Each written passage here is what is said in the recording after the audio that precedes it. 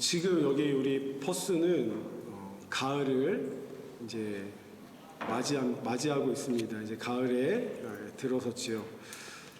이제 가을이다 보니 많은 또 곡식과 열매들을 우리가 결실하게 되는 것을 봅니다. 여러분, 가을의 추수를 통해서 많은 열매들을 수확하기 위해서 가장 먼저 해야 할 일이 있습니다. 그게 뭔지 혹시 아세요?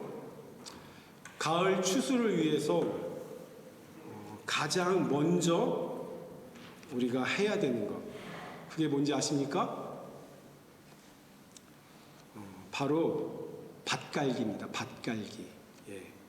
저는 그 경기도 고양시 풍동이라는 동네가 제 본적이에요. 저는 뭐 인천에서 도시에서 자랐지만 고향 본적은 경기도 고양 풍동.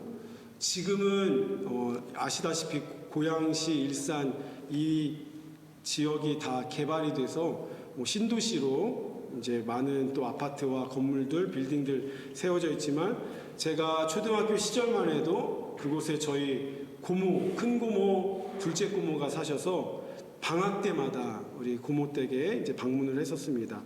이제 겨울에 저희 고모 댁에 가면 버스 정류장에서 내려서 이제 고모의 집까지 가는데 논밭을 지나가야 됐어요. 겨울이다 보니 이제 곡식을 다 벼를 다 베어서 이제 땅이 그냥 맨 땅이 된 거죠. 그냥 벼를 베고 아주 짧은 이제 벼만 남고 다 이제 이렇게 뭐라 그러죠? 푸른색 아니 황토색으로 이렇게 변해 있는 땅의 모습. 거기에다 이제 눈이라도 오면 이제 눈이 덮여 있거나 또 날씨가 추운 날에는 얼음이 얼어 있는 그 논밭을 지나서 고모 댁에 이제 갔습니다. 그런 논밭이 가을이 되면 이제 수확을 하잖아요. 벼가 자라잖아요. 근데 그 벼가 자라기 전에 봄에 농부들이 하는 일이 있어요. 바로 밭갈기입니다. 밭갈기. 제가 그림 하나 여기 띄웠는데요. 지금 그림 보면 이 트랙터가 지금 이 왼쪽은 지금 밭을 이제 트랙터가 쫙 갈았네요. 그렇죠? 오른쪽은 아직 갈기 전의 모습. 오른쪽은 갈기 전에 그냥 맨 땅. 그렇죠? 근데 오른쪽은 갈았으니까 이 속의 땅이 이제 뒤집혀져서 훨씬 이렇게 부피가 커져 있는 모습을 이제 볼 수가 있잖아요. 그렇죠? 언 땅과 간 땅, 밭을 간 땅의 모습입니다. 여기 오늘 말씀해 보면 묵은 땅이라는 단어가 나오는데요. 이 묵은 땅은 추수가 마친 뒤에 이제 사람의 손길이 더 이상 닿지 않고 그냥 내버려진 상태의 땅을 말합니다. 앞서 이야기한 것처럼 추수의 농부가 곡식 추수가 끝나고 이제 광야같이 그냥 평평한 땅, 겨울이 되어서 땅이 아예 눈과 얼음으로 얼어버린 땅, 단단해진 땅, 그런 땅을 묵은 땅이라고 우리는 이야기합니다. 그래서 이 묵은 땅에서는 농사를 지을 수가 없고요, 열매를 맺을 수 없다는 것입니다. 그래서 가을 추수를 위해서는 반드시 봄철에 이 트랙터 또는 소가 쟁기를 메고 또는 사람이 작은 밭이면 사람의 손으로 괭이나 호미를 가지고 땅을 반드시 뒤집는 작업, 밭갈기 작업이 필요하다는 것입니다. 겨울 동안 딱딱해진 얼어붙은 그 땅을 부드럽게 풀어주고 뭉쳐있는 땅을 고르게 펼쳐주는, 땅을 뒤엎어버림으로써 우리 사진에서 본 것처럼 언 땅에 비해서 간 땅은 부피가 훨씬 일어나 있는 커진 땅을 볼 수가 있죠. 왜 저렇게 합니까? 이제 저 흙 사이에, 언 땅이 아닌 갈아진 땅에는 흙 사이에 공간이 크게 확보가 되어서 그 공간에 수분을 보관할 수 있고 산소를 보관할 수 있고, 그리고 거기에 뿌려진 씨앗이 자랄 수 있는, 뿌리가 자라고 씨앗이 자랄 수 있는 그 공간이 이 밭을 갈면서 확보가 되기 때문에 비로소 이제 씨앗들이, 열매들이 자랄 수 있다는 사실입니다. 반대로 저렇게 밭갈기를 하지 않으면, 밭갈기를 하지 않은 그냥 묵은 땅 그 자체, 그 위에 아무리 씨를 뿌려도 그 씨는 거기에서 자랄 수가 없다라는 것이죠. 왜냐하면 그 땅은 수분을 또는 공기를 확보할 수도 있는 공간도 없을 뿐더러, 그리고 씨앗이 자랄 수 있는, 뿌리 내릴 수 있는 그런 땅이 되지 못하기 때문에 밭갈기 없이는 열매가 없다라는 사실입니다. 오늘 본문을 우리 다시 한번 읽어볼까요? 다시 우리 본문으로 돌아가서 우리 본문 예레미야 4장 3절 4절을 다시 한 번만 읽어봅시다. 여호와께서 유다와 예루살렘 사람에게 이와 같이 이르노라. 너희 묵은 땅을 갈고 가시덤불에 파종하지 말라. 유다인과 예루살렘 주민들아, 너희는 스스로 할 일을 행하여 너희 마음 가죽을 베고 나 여호와께 속하라. 그리하지 아니하면 너희 악행으로 말미암아 나의 분노가 불같이 일어나 사르리니 그것을 끌 자가 없으리라. 아멘. 우리 3절에 묵은 땅을 갈아야 한다. 그리고 가시덤불엔 파종하지 마라. 가시덤불도 하나 제가 사진 준비했는데요. 그 묵은 땅은 그냥 덤불로 덮여져 있기 때문에 그 덤불 위에서 씨앗이 자랄 수 없기 때문에 그 덤불에는, 가시덤불에는 씨를 뿌리지 마라. 뿌려도 소용이 없다. 이렇게 말씀하고 있는 내용이죠. 오늘 짧은 이 2절의 말씀을 우리가 읽었지만 이 2절의 말씀은 예레미야 전체 말씀의 주제가 되는, 핵심이 되는 말씀이기도 합니다. 제가 이 말씀을 준비하면서 예레미야 우리 1장부터 쭉 전반부를 다시 읽어보았습니다. 그리고 그 전반부에서 어떤 핵심 내용, 핵심 말씀들이 있는가 한번 살펴보았어요. 그 말씀을 우리가 한번 읽어보면서 오늘의 말씀을 더 우리가 깊이 한번 살펴보았으면 좋겠습니다. 오늘 이 예레미야 이 전반부의 구절들을 우리가 한번 읽어보면 예레미야 50장 넘는 이 긴 성경을 우리가 읽는데 아주 수월해질 수 있습니다. 한번 제가 정리한 한번 말씀들을 하나하나 한번 우리 같이 읽어보고 또 우리 한번 살펴봤으면 좋겠습니다. 우리 예레미야 우리 1장 16절 우리 말씀 한번 같이 읽어볼까요? 제가 한번 읽어봅시다. 시작. 무리가 나를 버리고 다른 신들에게 분향하며 자기 손으로 만든 것들에 절하였은즉 내가 나의 심판을 그들에게 선고하여 그들의 모든 죄악을 징계하리라. 아멘. 예레미야는 선지자입니다. 눈물의 선지자라는 별칭이 있어요. 이 예레미야 선지자는 그 남유다의 요시야 왕 때부터 그리고 이 남유다가 멸망하는 시기까지 활동한 선지자입니다. 이 예레미야 선지자가 이제 예언을 하는 거예요. 하나님께서 너희를, 이 이스라엘을, 남유다를 심판하실 것이다. 그 내용을 담은 책이 예레미야입니다. 오늘 이 말씀은 그래서 왜 내가 너희를 심판할 수밖에 없느냐? 나를 버렸다. 내가 아닌 다른 신에게 너희가 경배하고 너희 손으로 직접 만든 우상에 너희는 절하였다.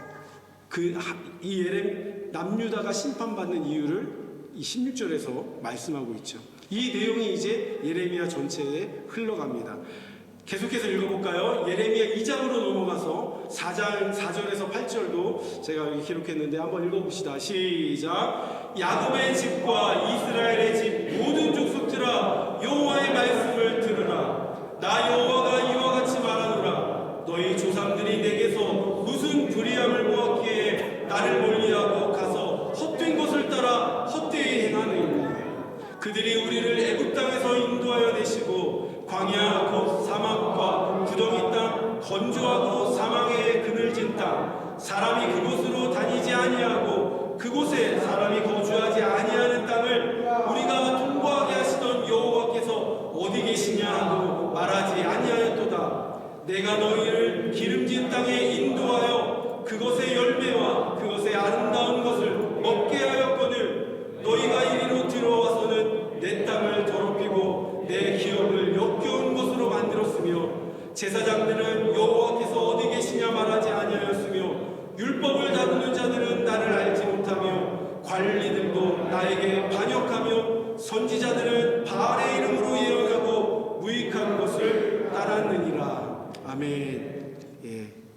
조금 더 구체적으로 이야기하고 있죠. 내가 너희를 애굽에서 인도하여 내서 이 기름진 땅으로 인도하여 냈는데 너희가 이곳에 와서는 내 땅을 더럽히고 내 기업을 역겨운 곳으로 바꾸어 버렸다. 제사장들은 하나님의 말씀을 제대로 전하지 않고 율법을 다루는 자들이 오히려 율법을 모르고, 선지자라는 사람들은 하나님의 이름이 아닌, 여호와의 이름이 아닌 바알의 이름으로 예언하고 그 무익한 것들을 따랐다. 그래서 나는 너희를 심판할 수밖에 없음을 말씀하고 있는 것이죠. 2장 13절 말씀도 한번 읽어볼까요? 함께 있습니다. 시작. 내 백성이 두 가지 악을 행하였나니 곧 그들이 생수의 근원되는 나를 버린 것과 스스로 웅덩이를 판 것인데 그것은 그 물을 가두지 못할 터진 웅덩이들이니라. 아멘. 너희 백성, 내 백성 너희들이 두 가지 악을 행하였다. 첫 번째는 생수의 근원되는 나 여호와를 버렸다. 그리고 스스로 웅덩이를 만들었지만 그 웅덩이는 어떤 웅덩이요? 물을 가두지 못하는 터진 웅덩이. 이 두 가지 악을 너희들이 내게 범하였다 말씀하고 있죠. 생수의 근원 되시는 하나님을 우리가 섬기면 그분으로부터 오는 생수를 우리가 목마르지 않게 마실 수 있는데, 그 생수의 근원 되신 하나님을 버리고 오히려 물을 가둘 웅덩이를 너희들 스스로 만들었지만 그 웅덩이는 터진 웅덩이가 되어서 어떤 물도 가둘 수 없는 그런 물을 만든 죄악을 너희들이 범하였다라고 말씀하고 있는 것이죠. 2장 19절도 한번 계속해서 읽어볼까요? 2장 19절입니다. 시작. 내 악이 너를 징계하였고 내 반역이 너를 책망할 것이라. 그런즉 내 하나님 여호와를 버림과 내 속에 나를 경외함이 없는 것이 악이요 고통인 줄 알라. 주 만군의 여호와의 말씀이니라. 아멘. 내가 나를 반역하였다. 네가 나를 버렸다. 나를 경외하지 않았다. 라고 하나님께서 백성들에게 말씀하시는 것이죠.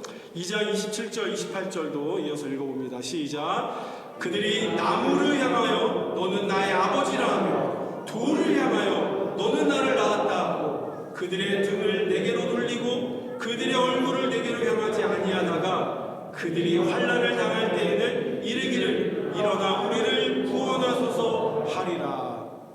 너를 위하여 내가 만든 내 신들이 어디 있느냐? 그들이 내가 환난을 당할 때 구원할 수 있으면 일어날 것이니라. 유다여 너의 신들이 너의 성읍수와 같도다. 아멘. 너희들이 나무를 향하여 아버지라 하고 돌을 향하여 네가 나를 낳았다. 그러면서 하나님께 얼굴과 등을 돌린 이스라엘 백성들의 모습을 이야기하고 있는 것이죠. 여러분들이 아는 토테미즘 신앙, 샤머니즘 신앙, 그렇죠? 생명이 없는 자연 만물, 동식물을 신으로 만들어서, 그렇죠? 하나님이 아닌 다른 신을 구하고 찾는 그 모습, 하나님께서 그들을 심판하실 수밖에 없었다. 너희들이 만들어낸 신은 28절에 보니까 너희의 성수와 같다. 그렇게 많은 우상이 지금 이 하나님 나라, 하나님의 백성이라고 하는 이스라엘 백성들을 그 땅에 우상이 가득했던 것을 말씀하고 있는 것이죠. 3장으로 넘어가면 하나님께서 하나님과 백성과의 사이를 부부 사이로 비유해서 말씀하십니다. 우리 3장 8절 말씀을 함께 읽어볼까요? 시작. 내게 배역한 이스라엘이 간음을 행하였으므로 내가 그를 내쫓고 그에게 이혼서까지 주었으되 그의 반역한 자매 유다가 두려워하지 아니하고 자기도 가서 행음함을 내게 보였노라. 아멘. 20절까지 이어서 읽어볼까요? 3장 20절입니다. 그런데 이스라엘 족속아 마치 아내가 그의 남편을 숨기고 떠나간 같이 너희가 확실히 나를 소용이 없느냐. 여호와의 말씀이니라. 아멘. 하나님을 남편으로 그리고 백성을 아내로. 근데 행음하였다. 무슨 이야기입니까? 하나님의 백성들이 남편 되신 하나님을 저버리고 다른 신을 쫓고 다른 신에게 절하는 모습은 바로 부부 사이에 한쪽이 간음을 행하고 행음을 행한 모습과 같다. 너희들이 나에 대하여 행음을 했고 간음을 했고 나를 배반하였다라고 하나님께서 말씀하시는 것이죠.